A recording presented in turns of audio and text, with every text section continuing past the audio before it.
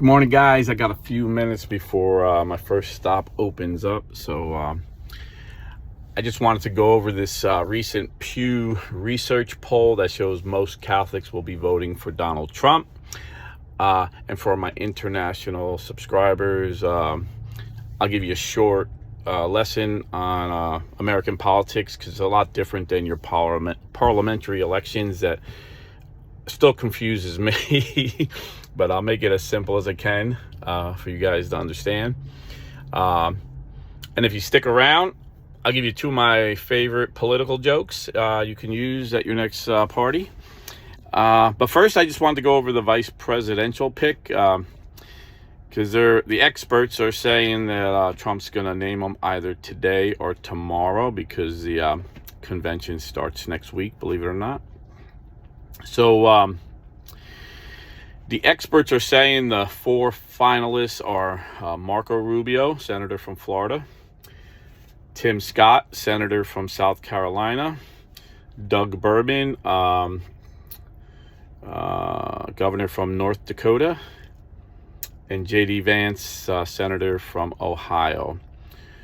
So right off the bat, I'm going to say J.D. Vance is a no-go, because the first rule of picking a VP is he can't hurt you. Before J.D. Vance had his come to Trump moment, like most Republicans had, he's on record on video saying Trump's an idiot. Trump reminds him of Hitler. And there's no way the Trump team is going to let the Democrats run that video over and over on TV commercials. So J.D. Vance is out, guarantee you that.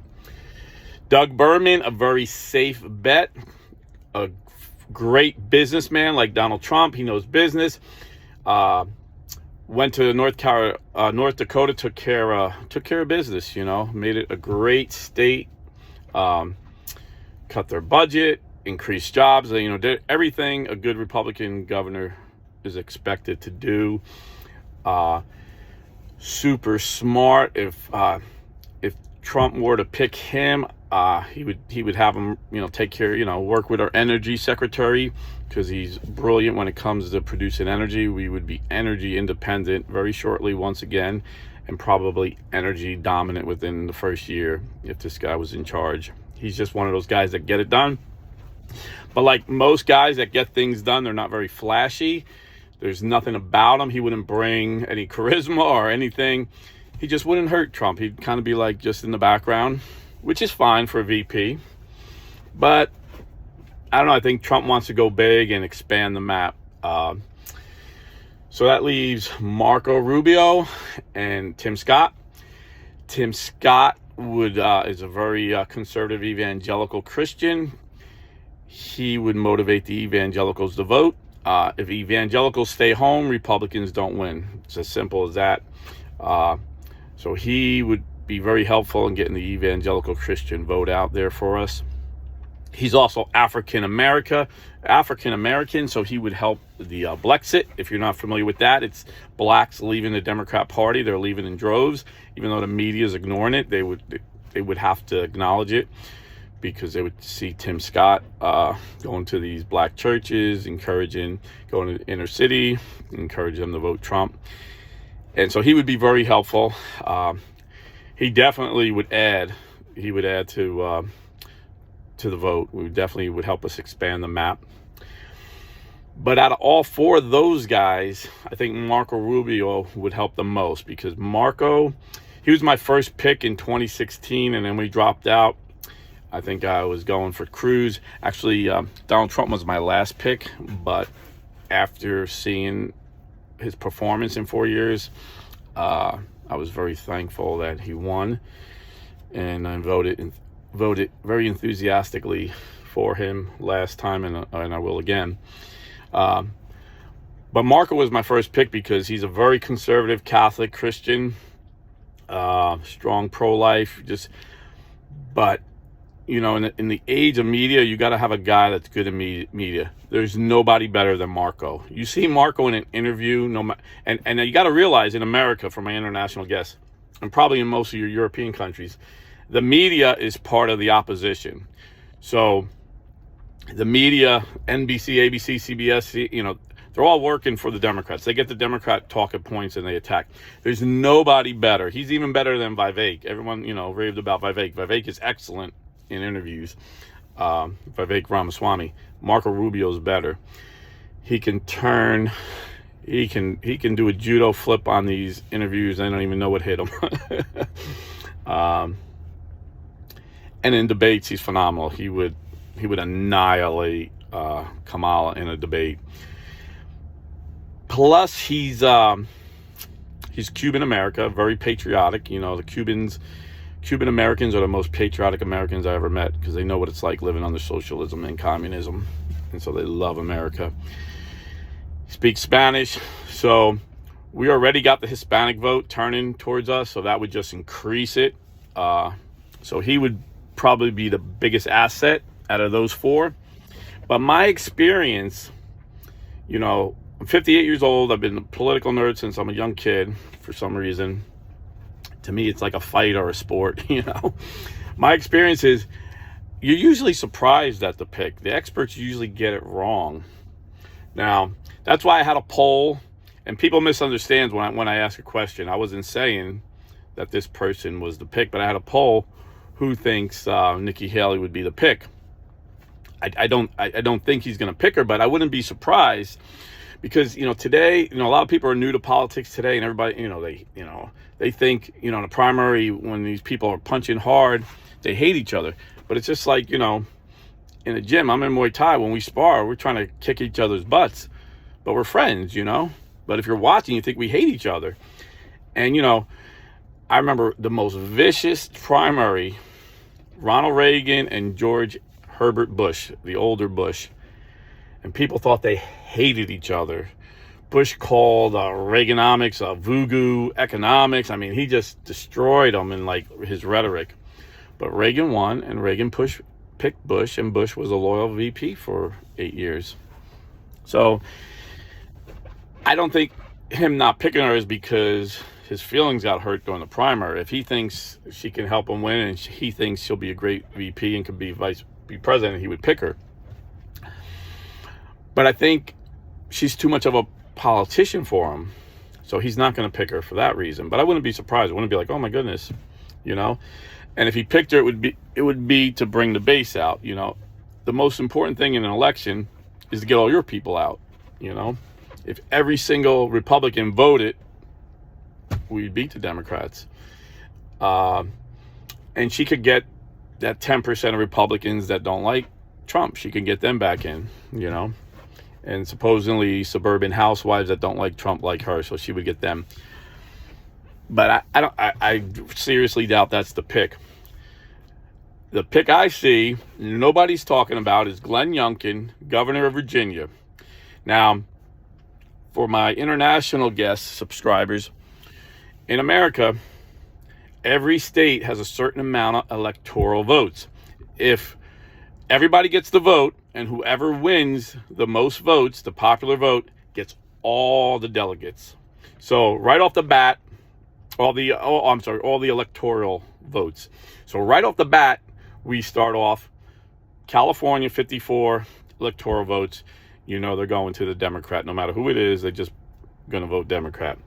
And then 28 in New York, all going to Democrat. So right off the bat, it's 82 votes for the Democrats. You need 270 to win. But right off the bat, we got Florida, where I live, 30 electoral votes. And you got Texas, I believe, is 40 now. So that's 70. So the Democrats are up 82 to 70. And you see that in so many states where it's guaranteed. And it usually comes down to 6 swing states that make a difference. But Glenn Youngkin is the governor of Virginia, and last election, Virginia voted for Biden by 9%. Today, as we speak, they're tied at 46-46.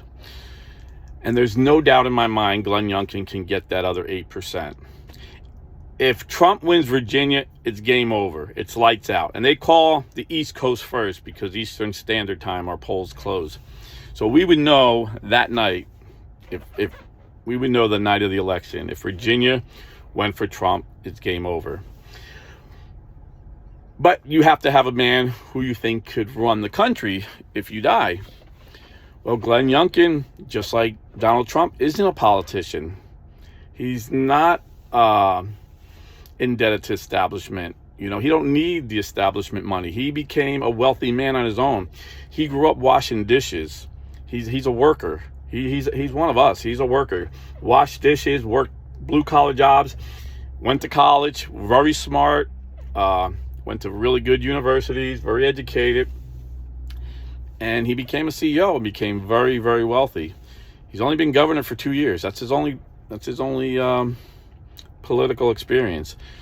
So I think Trump would like that about him.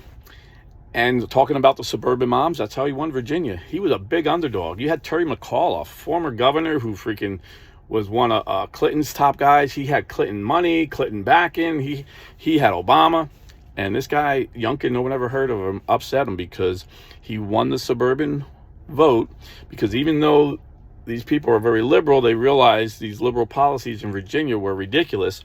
And he changed the law that allow boys to use girls' bathrooms in Virginia and boys to play in girls' sports. Because, you know, the liberals were like, well, if you identify as a girl, you know, you can be treated like a girl. And there was this one boy, like 14-year-old boy, said he was a girl, didn't have a sex change or nothing, just started dressing like a girl and said he's a girl, and brutally raped a 12-year-old girl in a girl's bathroom in Virginia, sodomized her and like just brutally hurt her. And the liberals that run the school districts said, "Oh, this is going to hurt our narrative that, you know, these people are victims." So they transferred him to another school and didn't tell that school, and he brutally raped another little girl. And when this came out, the parents were furious. And you might have seen the clip where it looked like the father was attacking the superintendent of schools, but what he was doing, he was yelling at him. He said, "You knew it. We found out he knew it." And the guy got in trouble. I mean, it's a fact. The superintendent of schools knew it. And this father of this young girl who was brutally raped by this kid who pretended he was a girl to go into girls' bathrooms, started screaming at the superintendent in a school board meeting, and the cops pulled him away, and he fell, and it looked, and you know, CNN and NBC reported like this guy was a lunatic attacking the superintendent. But the people in Virginia knew, and they just wanted, even though they were liberal, mostly Democrats, they voted overwhelmingly for Youngkin because they wanted common sense. And this is why people vote for Trump, just common sense. So I think Youngkin would be the best pick. So my money's on Youngkin, but I wouldn't be surprised if it was Rubio. I wouldn't be surprised if it's someone we're not even talking about. You know, it's very hard to tell, but I think we'll know today or tomorrow. Now getting back to why. Okay, so the Pew Research Poll recently said 55% of Catholics say they're voting for Trump, 45% say they're voting for Biden. So Pew Research are usually, I don't know, you know, when it comes to religious stuff, they're not really that good because, like, their debunked poll that most Catholics didn't believe the Eucharist was the real presence, that's been debunked by so many other legitimate polls. The reason that, and I knew that was a bad poll because they just asked Catholics, "Are you Catholic?" Nothing else about them. When I grew up, I was a drug dealer as a teenager, and if you asked me if I was Catholic, I would say yeah. If you asked me if I was pro-choice, I would say yeah. So the better polls, like Georgetown University, Catholic University, they ask people, "Are you Catholic? And how often do you go to church?" So amongst Catholics that regularly go to Mass, it's like 80% believe in the real presence. So I would bet if you had a good poll that asked Catholics, "How often do you go to Mass?" and asked them that go to Mass every week, "Who are you voting for?" I would think 80 to 90% are voting for Trump. Now, why? Well, I had Archbishop Timothy Broglio on this channel, by the grace of God. If you haven't seen, check it out. The guy is awesome. He's the president of the USCCB, United States Conference of Catholic Bishops. And he told me that the Catholic bishops are in agreement, and they actually put it in writing, the most important issue for America today is abortion. Pope Francis said abortion is the gravest of all mortal sins. Donald Trump was the most pro-life president in my lifetime, and I'm 58. Joe Biden's been the most pro-abortion president in my lifetime. Now, you might say, well, yeah, but, Trump is softening his stance to get elected. All Trump is saying is, you guys wanted me to get Roe v. Wade overturned. No other president could do it. Every Republican promised to do it. No one could do it. I gave you 3 judges that I knew would do it, and they did it. It's back to the states. Now it's up to you guys in each state to get it done for your state. And in Florida, we got it done. Governor Ron DeSantis basically banned abortion, 6-week ban. Most people don't even know they're pregnant until after 6 weeks. So we basically banned it in Florida. So it's up to us Catholics and our evangelical Christian brothers and sisters to educate the people about the horrific crime of abortion, So, did he do it for political reasons or did he do it for philosophical reasons? I don't know. Philosophical, you would say, most Republicans believe in the Catholic teaching of subsidiarity, that, the states, the lowest. So subsidiarity, and this is a big difference between Republicans and Democrats. Democrats want big government and the federal government to make all their decisions for our life, and the bigger the better. The more taxes they get, the more they can control us, and this is what they want. Basically socialism. Republicanism believes in the Catholic teaching of subsidiarity, where the family is responsible for the family. I'm the man of my house. I'm responsible for educating my children. I'm responsible for feeding them. It's up to me to get a job and work. If I got to work 2 jobs, I work 2 jobs, Where the Democrats say, no, let the government take care of you. You don't even got to be married. This is how they broke up the black family in the 60s, That's a whole nother video. But, so, and speaking of subsidiarity, and being responsible for your kids' education, I wish I had the opportunity my children have right now in Florida. So Governor DeSantis signed a bill that allows school choice. So you can send your kid to a private school, a Catholic school, and the state will pay for it. Or you could homeschool your kid and you'll get like $6,000 for each kid to buy curriculum. When we homeschooled our kids, it was so hard because we were so broke all the time, borrowing from Peter to pay Paul. We were buying used curriculums. We were going to churches and, trying to, getting used curriculum, and we just put a hodgepodge together. Forget about having a computer. Like that was, for rich people. But now my kids get like $6,000 for each of their kids, and they can use it for computers. They can use it for curriculum. They can use it for outside activity like Muay Thai or Jiu-Jitsu, or gymnastics. Because you got to have gym, right? So it's phenomenal. And that's subsidiarity. I'm paying the taxes. It's not like the government's giving me a handout. I work hard. I pay taxes my whole life. I've lost jobs, and, within a couple of days, I'm doing another job that most people wouldn't do because, St. Paul said if a man isn't willing to work, that man don't eat. And that's a Republican philosophy. But or it could just be he knows it's a losing issue. Because most Americans are uneducated about the, horrors of abortion, because they have the media and social media, pushing this idea, it's your choice, it's your body, and they're missing the basic biological fact that, no, it's a separate body with separate DNA and a separate soul that you're killing. But compare that with Joe Biden. Joe Biden is pushing an agenda to allow abortion, to make the federal government, again, not the states, the federal government push it. He said he would sign a law that would allow abortion through the 9th month and beyond. And if you don't know what that means, I had a video. I'll see if I can pop it up. The former governor of Virginia that allowed all those boys to go in the girls' bathrooms, that guy on a radio show, live, you can see it, when he asked about one of the liberal congresswomen wanting a bill to allow abortion through the 9th month and beyond, they said, the lady was like, surely we're misunderstanding this. And he said, what do you mean beyond? He said, well, if a woman has a baby, but she's having second thoughts, we would ask the doctor to give the baby something comfortable, some pills to drug the baby, and give the woman a couple days to decide if she wants to let the baby live or die. He actually said this. This is a Democrat governor. And this is what Joe Biden believes. All right. He don't believe nothing. He's really an empty suit. I've been watching this guy for 50 years.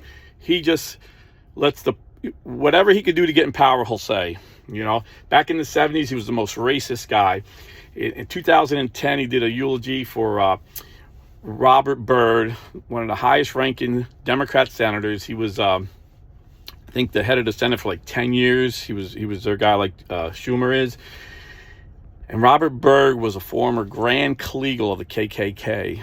And Joe Biden at his funeral in 2010 said, "This was my mentor and my friend." He eulogized him.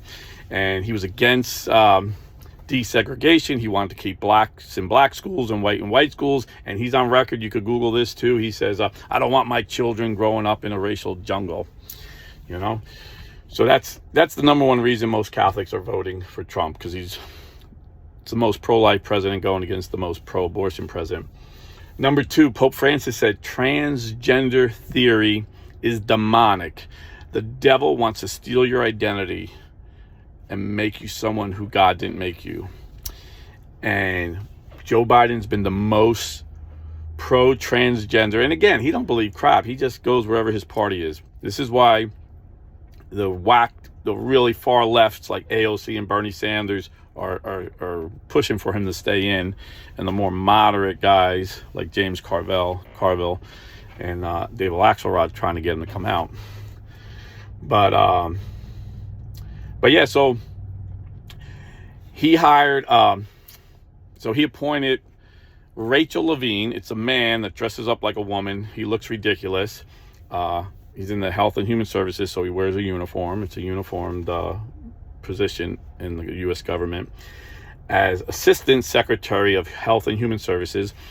And Rand Paul drilled him and got him to admit that he's in favor of sex changes for 6-year-old children. So he's in favor of mutilating the genitals of a 6-year-old boy to make him a girl, because their parents have mental illness and think their boy is a girl.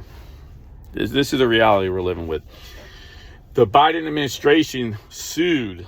They've just lost, but they sued a Catholic hospital to try to force them to do transgender operations on minors. And then after they lost and they seen the polls were against them, Biden came out and said, no, we're against that. But your administration just fought for it. These guys are such liars, and the media covers for them. But obviously the media has been exposed as liars, like us conservatives have been saying for 50 years, that they're just a bunch of liars, the Democrat arm, propaganda arm of the Democrat Party. That's the Assistant Secretary of Health and Human Services. The secretary is a guy named Xavier Becerra. He's not even a doctor. He's the head of Health and Human Services. We were still in the pandemic, and Joe Biden was making believe it was like this big, scary thing. And he puts a lawyer in charge of the Health and Human Services. Why would he put a lawyer? Because that lawyer fought successfully to get minors sex change operations. This is their agenda. So you see, half the country has common sense, and they're like, who would vote for this? But the Democrats know they got a large percentage of progressives who are in favor of this crap, and this is a coalition of victims. Oh, you're a victim because you want to be transgender and nobody's going to let you. You're a victim because you're African American and the white man's going to hold you down. And this is coming from a guy who was vice president to the first African American president who got reelected. Their lies are just so blatant, So they put together a coalition of victims, people that think they're victims, and this is why he has open borders. And he said, 11 million crossed, but the estimates from the Border Patrol are more like 20 million. And these are people he's given free money to, free hotels. They're getting treated better than our homeless veterans, because the whole idea is to get them to vote. The Republicans just passed the bill in the House saying you have to prove you're a citizen in the vote, and the Democrats straight up party line voted against it. This is their agenda. And, as Christians, we're supposed to take the refugee, and America's very generous. We take more immigrants in every year legally, over 1 million a year legally. No country compares to how many we take in legally. We're just asking you that your first step into America is legal. Don't break the law the minute you get here. And we need to know, because there's a lot of terrorists that want to kill us. according to the Border Patrol, like 1,000 terrorists got through. They've caught in dozens of them, but they believe 1,000 are here. They're here. ISIS, Al Qaeda, Hamas, they're here. Wanting to kill Americans and Jews. They hate us both. And the drug cartel they've been making so much money trafficking little children as sex slaves, because the border's wide open. It's horrible. It's horrible. So these are the reasons, and war. I mean, President Trump was the only president that didn't get us in a new war in 30 years, Putin's been wanting Ukraine since he's been the leader of Russia. He took Georgia when Bush was president. Bush didn't do crap. He took Crimea when Obama was president. He didn't do crap. And then Trump said, if you step one foot in Ukraine while I'm president, I'll drop a nuke on Moscow. Now, he probably wasn't serious, but Putin probably was like a little leery of this guy. Plus, not only that, he starved them. He made us energy independent. Russia's number one income is oil.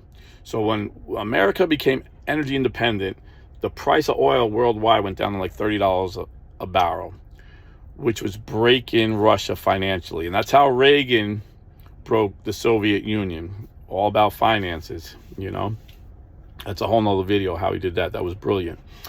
And then Iran, he put such sanctions on them that he'd say, you buy oil from Iran, you can't do business with America. So Iran couldn't sell their oil. So Biden comes in, he stops drilling in America, stops our pipelines, approves the Russian pipeline going into Germany, lifts sanctions on Iran, lets Iran sell their oil, frees up like $20 billion of Iranian money that Trump wouldn't let them get.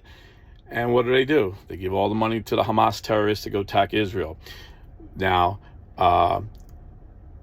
Putin has money for war. There's no way he could have funded this war if oil was $30 a barrel. He wouldn't even thought of going into Russia, into Ukraine rather. So that's another thing. As Christians, as Catholic Christians, we're against war. We know there's some just wars. Like when we were hit on 9/11, we had to hit back. There's reasons for war, but Ronald Reagan's doctrine of peace through strength was seen clearly with Donald Trump. It was clear, there was no way Russia was going into Ukraine. There was no way Hamas was going into Israel. They knew he didn't play, So this is why I think if you took a poll of informed church-going Catholics, it'd probably be like 90% of us are voting Trump. And it's like, oh, but Trump, you get some people like, oh, but Trump's a bad man. How can you Christians vote for a bad man? Well, first off, Psalm 116, King David says, every man is a liar. Jesus said there are no good men. So all these men are corrupt and evil and wicked. We all need Jesus. That's number one. But look at their fruits, Jesus said. You'll know a tree by its fruits.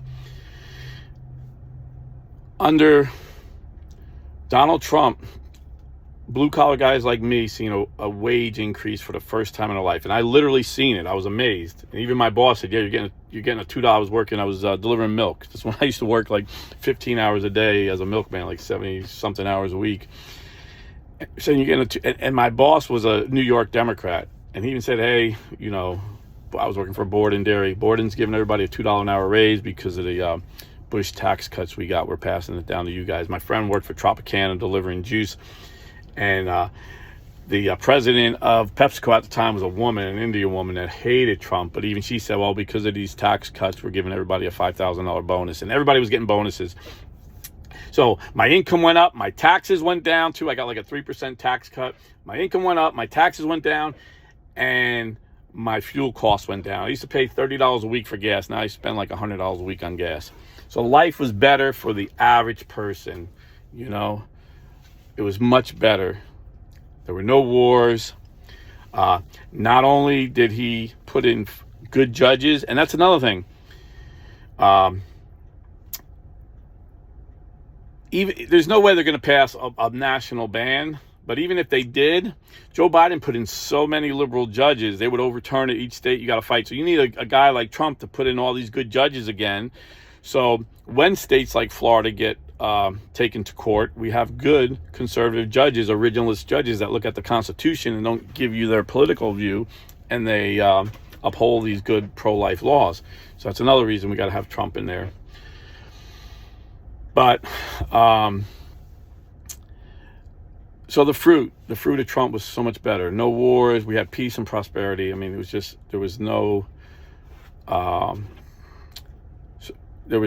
fruit was better. And then you look at their children. And I don't like to do this because I know some good parents that did everything right and their kid just rebelled. Even Billy Graham, you know, his son Franklin Graham became a drug addict, was a biker dude, an atheist until his 30s, you know.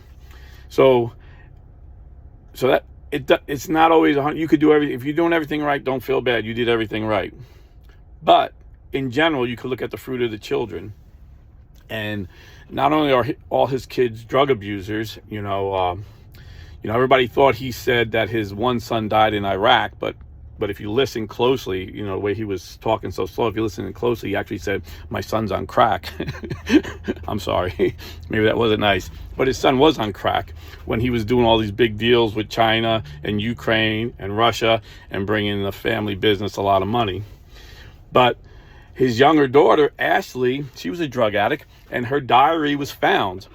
And the FBI raided the reporter's house who had the diary, and then prosecuted, the Justice Department prosecuted the girl who got the diary. She said, I just found it in a motel room, you know, where Ashley Biden was staying. And so I sold it to this reporter, but she went to jail. She's in jail right now. So we know the diary is real. And what did the diary say? Ashley Judd said, when I was a teenage girl, I took showers with my father and we did inappropriate things. Now imagine if Trump's daughter had a diary like that. That would be 24/7 news. But you probably never heard that. So, and then, you know, everyone knows Hunter. You know, he got the stripper pregnant. He denied that girl. He was a deadbeat, taking in millions from China, Ukraine, and Russia. This is facts. You know, they try and say it was legitimate, but he had no business. You know, it was just influence peddling, which is treasonous. But he had all that money, and he didn't give him a penny to the stripper and her daughter. Joe Biden, who plays on TV, plays a good grandpa, would never acknowledge, never met that granddaughter. So he's not a good guy. He's not a good guy. If I would compare, you know, none of them are good. The politicians, you know, are politicians. But if I would compare it, I'd say Trump is a much better guy. You know, when I was in New Jersey, I remember reading a story.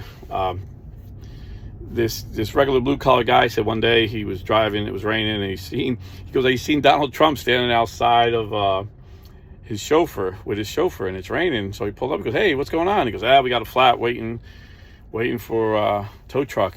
And he's like, well, I can change it for you. He's like, really? You change it for me? He goes, yeah, man. So this was before he was anybody, before The Apprentice. He was just, you know, a businessman that everybody knew. Changes his tire, and the guy's like, you know, what's your name? So they get to know each other. He goes, you know, I want to send you a Christmas card. What's your address? Because he said it was close to Christmas. He said he gets a Christmas card that year.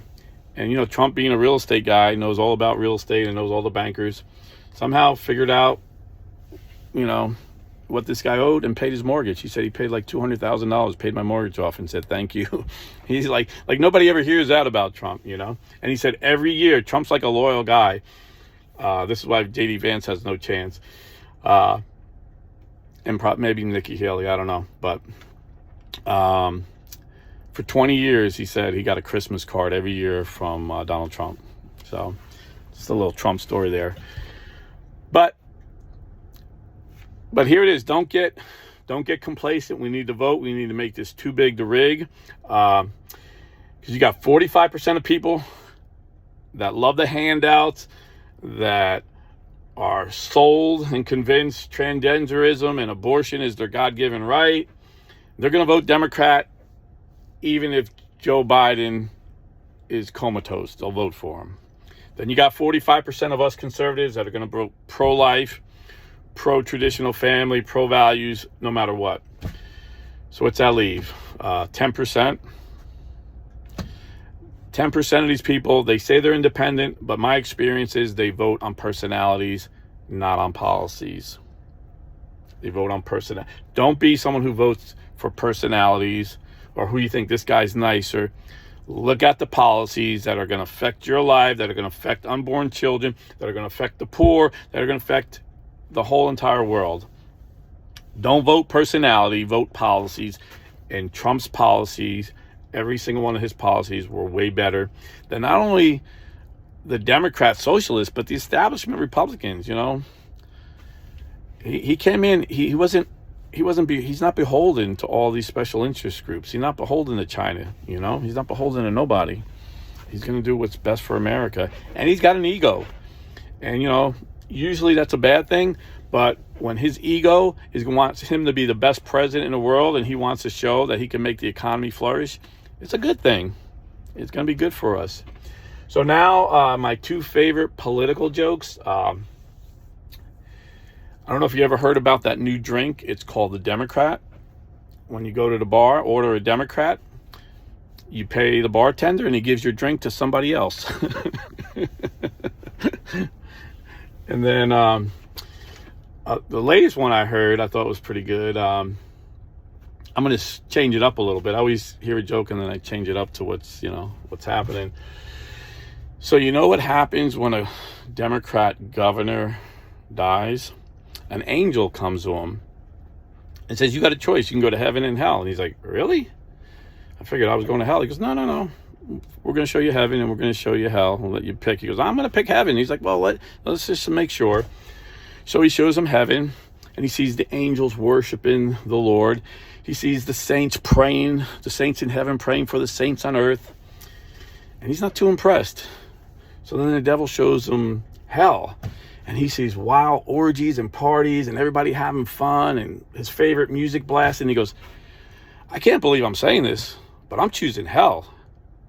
Then all of a sudden, hell just changes to fire and agony. He hears screams of agony and people just in total torment and pain. He's like, wait a minute. You showed me a different hell. And he goes, well, that was the campaign. Now you voted.